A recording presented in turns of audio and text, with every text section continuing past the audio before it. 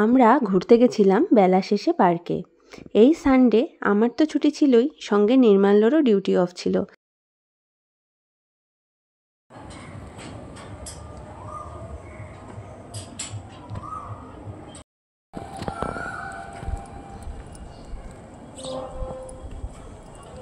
কি সুন্দর কোকিল ডাকছিল। যাই হোক, আমরা টোটোতে উঠে পড়লাম। সানডেটা একটু নিজেদের মতো করে কাটাবো বলেই বেরিয়ে পড়লাম আর পৌঁছে গেলাম বেলা শেষে পার্কে। পার্কটা আমজামতলায়, রথবাড়ি থেকে 4.5 কিলোমিটার দূরে। টিকিট কেটে আমরা পার্কে প্রবেশ করলাম। পার্কটার প্রবেশেই দেখলাম দেখতে বেশ সুন্দর পার্কটা। চারদিকে অনেক রকম গাছপালা আছে। এরপর পার্কটা ধীরে ধীরে আমরা ঘুরবো এবং তোমাদের দেখাবো এই পার্কটায় কি কি আছে। চলো তাহলে আমরা বিভিন্ন দিকগুলো ঘুরে ঘুরে দেখা শুরু করি।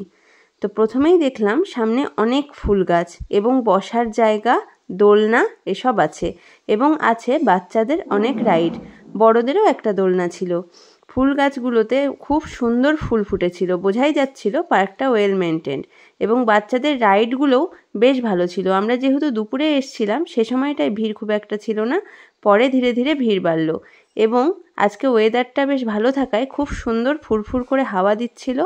পার্কে ঘোরার জন্য একটা মনোরম পরিবেশ। ঘুরতে ঘুরতে হঠাৎ করে নির্মাল্যর কুম্ভ মেলায় হারিয়ে যাওয়া ভাইকে দেখতে পেলাম। তার কাছে একটু গিয়ে ফটোশ্যুট করলাম। হাজার হোক, কুম্ভ মেলায় হারিয়ে যাওয়া দেওর বলে কথা। এরপর দেখলাম নির্মাল্য আমার জন্য চা এনেছে। তারপর দাবার ছকে উঠে একটু হাঁটাহাঁটি করলো। দাবার ছকটা দেখতে বেশ ভালো লাগছিল। এরপর আমিও উঠে একটু হাঁটাহাঁটি করলাম।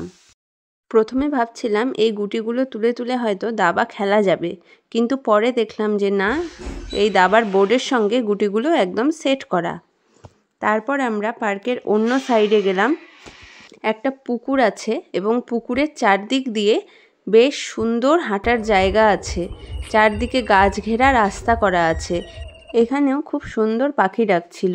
এরপর আমরা রাস্তা দিয়ে হাঁটতে থাকলাম। ফুরফুর করে হাওয়া দিচ্ছিল, হাঁটতে বেশ ভালো লাগছিল। এখানে কত জায়গা বসা দেখছো? হ্যাঁ, বসবা? বসবো। চলো একটু বসি পুকুরের ধারে।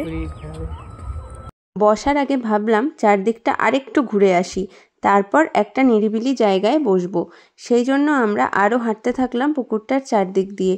এবং হাঁটতে হাঁটতে দেখছিলাম যে পুকুরে অনেক মাছ চাষ করা হচ্ছে। মাছগুলো খাওয়ার জন্য উপরে উঠে উঠেও চলে আসছিল।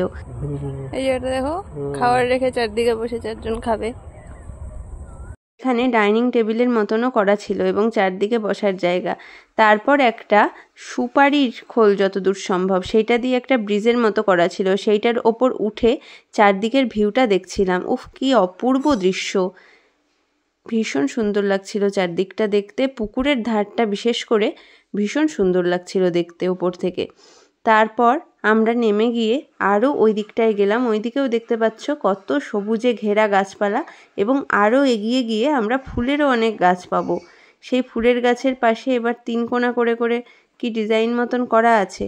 সেখানে এসে আমরা একটু ফুলের গাছের পাশেই কিছুক্ষণের জন্য বসলাম এবং পুকুরের মাছগুলো যে খেতে আসছিল সেগুলো দেখছিলাম। দেখতে দেখতে কিছুক্ষণ বসে গল্প করে আমরা উঠলাম। দেখছিলাম যে পুরো পার্কটা জুড়েই কাগজ ফুল ফুটে আছে। কাগজ ফুল তো আমার ভীষণ প্রিয়। সেখানে অনেক জায়গায় কাগজ ফুল ফুটে আছে। সেইটার ভিডিও একটু ক্যাপচার করলাম। আমার কাগজ ফুল ভীষণ ভালো লাগে। একটা অদ্ভুত সৌন্দর্য আছে এই ফুলটার। তারপর আমরা আবার বেরিয়ে আসলাম। দেখলাম যে বোটিং হচ্ছে। আমরা করিনি, কারণ নির্মাল্য একটু জলে ভয় পায়। আমরা উপর থেকে দাঁড়িয়েই দৃশ্য উপভোগ করছিলাম। এবং তারপর আমরা আবার পার্কের অন্য দিকে গেলাম। অন্যদিকে গিয়ে দেখলাম মাটির ঘরে আলপনা দেওয়া একটা ঘর মতন আছে এবং একটা বসার জায়গা আছে।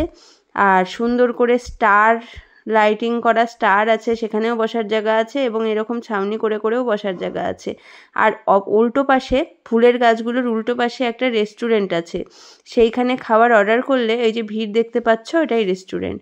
অর্ডার করলে ভেতরে রান্না হয় এবং তোমার খাবার হয়ে গেলে ওরা মাইকে বলে দেয়।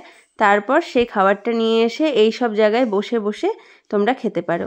ওভারঅল পার্কটা ঘুরে বেশ ভালোই লাগলো। দিনটা সত্যি বেশ ভালো কেটেছিল। তোমরাও যেতে পারো।